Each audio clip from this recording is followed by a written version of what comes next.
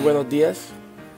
Hoy seguimos con la tercera letra del TULIP, la expiación limitada o expiación efectiva, como dicen otros teólogos, de nuestro Señor Jesucristo. Es la consecuencia lógica en el plan salvífico de la Trinidad. Recuerdo yo que a principios de los años 90, un amigo mío, pastor peruano, nos hizo la pregunta, una pregunta muy directa, por cierto: ¿por quiénes murió Cristo? Mi sorpresa fue tal que es como si en mi mente hubieran ofendido el nombre de Dios. Porque mi conclusión lógica, lo que yo asumía en mi mente, era que Cristo había muerto por todos. Pero nunca había entendido las consecuencias tales de una muerte universal de Cristo. En pocas palabras, yo entendía que si Cristo, no entendía más bien que si Cristo murió por todos, entonces todos deberían ser salvos. Pero es muy claro en el testimonio bíblico que no todos son salvos. Esa pregunta cambió mi vida teológica, mi perspectiva con respecto al plan de Dios. Porque primero ni siquiera sabía que había un plan, sencillamente asumía que Dios es Padre de todos y la salvación es universal, como lo enseñan los teólogos liberales o teólogos sofisticados, como ellos hacen llamar. Este es un punto muy controversial, por lo que acabo de presentar en esta introducción. ¿Cristo murió por todos, sí o no? Entre los calvinistas ortodoxos, o los calvinistas,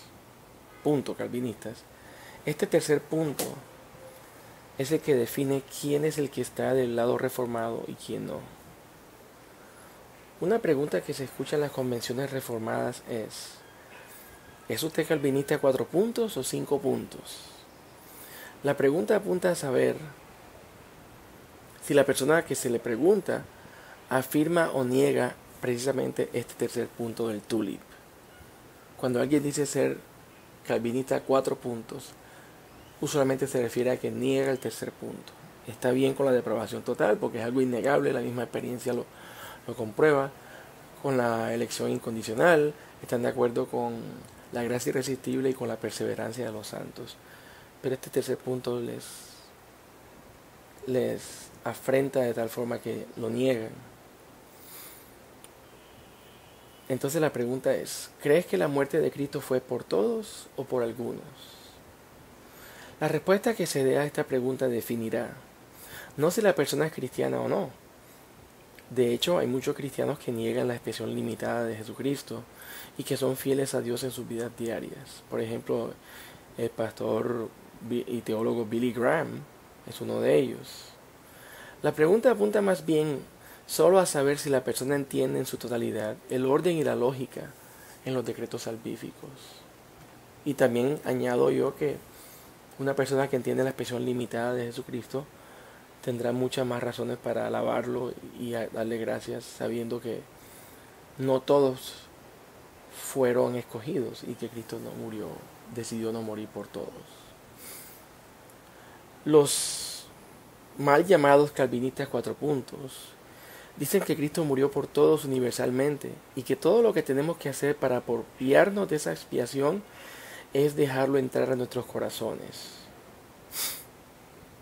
como lo dice Apocalipsis 3:20, que es una mala interpretación de ese versículo. Básicamente dicen ellos que la muerte universal de Cristo hizo nuestra salvación posible, no efectiva, ya que aún queda algo por hacer después de que Cristo muere. Esto es, tenemos que aceptarlo en nuestros corazones. Hasta algún punto, Martín Lutero también se acogió a esta conclusión antes de su momento revelatorio, cuando leyendo el libro de Romanos se da cuenta que el justo vivirá por fe y que esa fe no es un requisito que nosotros tenemos que cumplir, sino que es una consecuencia lógica de la justificación. La justicia de Dios se revela por fe. Así que Lutero también tuvo problemas con este tercer punto. El problema que surge con aceptar una muerte universal expiatoria de Cristo es grande, es un problema doble. Si la muerte de Cristo fue de hecho universal, si de hecho Cristo fue el sustituto, piensen en esa palabra, nos sustituyó en la cruz de todos los que han nacido y nacerán, y por todos sus pecados, entonces por lógica se concluye que todos han sido, son y serán salvos. Pero los mismos defensores de los 4 puntos reconocen que esto es algo que la Biblia no enseña. La Biblia es muy clara en su mensaje de que no todos irán al cielo. Si algo que Cristo proclamó de manera ferviente es la existencia de un lugar eterno de perdición, llamado el infierno. Cristo habló más del infierno que del cielo, dicen los comentaristas del Nuevo Testamento. El segundo problema que surge con la aceptación de que Cristo murió universalmente por cada individuo es que si Cristo murió por toda la humanidad, y como es evidente no todos se van al cielo, entonces tenemos a un Cristo cuya muerte fue en vano por los que se perdieron, convirtiendo su muerte en insuficiente e ineficaz. O sea, tenemos a un Cristo frustrado, que intentó pero no pudo. Aquí en este punto el asunto principal está en entender el significado forense de la muerte de Cristo. Los teólogos calvinistas 5 puntos han concluido, después de interpretar las escrituras minuciosamente, que la Biblia define la muerte de Jesús por lo menos de 4 maneras distintas. Cuando Cristo murió, primero, hizo un sacrificio sustitutivo por los pecados. Si ustedes leen, por ejemplo, Hebreos 9, 23 hasta Hebreos 10, 17, habla del oficio de Cristo como sustituto propiciatorio por nuestros pecados a través de su sangre. También propició. El propiciatorio era el lugar donde se calmaba la ira de Dios. Por ejemplo, Romanos 3:25 y Hebreos 2:17 lo dicen. Voy a leer rápidamente para ustedes Romanos 3:25, que dice, hablando de Cristo Jesús, es quien Dios puso como propiciación por medio de la fe en su sangre para manifestar su justicia, a causa de haber pasado por alto en su paciencia los pecados pasados. Tercero, la muerte de Cristo reconcilió a su pueblo con Dios, quitó la enemistad que había entre su pueblo por el cual Cristo muere y Dios. Romanos 5:10 y 2 Corintios 5:20 también hablan de eso. Voy a leer Romanos 5:10, que dice, porque si siendo enemigos fuimos reconciliados con Dios por la muerte de su Hijo, mucho más, estando reconciliados, seremos salvos por su vida. Y por último, se entiende que la muerte de Cristo redimió a su pueblo de la maldición de la ley, como lo dice Gálatas 3:13, entre otros. La pregunta que necesita una respuesta precisa es, ¿murió Cristo como sacrificio sustitutivo por los pecados? ¿Sí o no? Si así lo hizo, ese debe ser el final del debate. Entonces no fue por todo el mundo, porque entonces todo el mundo sería salvo, y es evidente por el testimonio bíblico de que no todos serán salvos. Hermanos, recomiendo para un análisis más conciso, más claro de este punto, los 5 puntos del calvinismo del teólogo Palmer, precisamente en la página 47 en adelante los que tengan acceso a este libro pueden constatar. También para profundizar el tema recomiendo los libros La muerte de la muerte en la muerte de Cristo. No es un acertijo, es un título bien largo, repito. La muerte de la muerte en la muerte de Jesucristo, escrito por John Owen. También recomiendo La lógica de la sustitución penal de J.I. Packer, y un libro un poquito más profundo llamado La expiación de Cristo de Francis Turretin.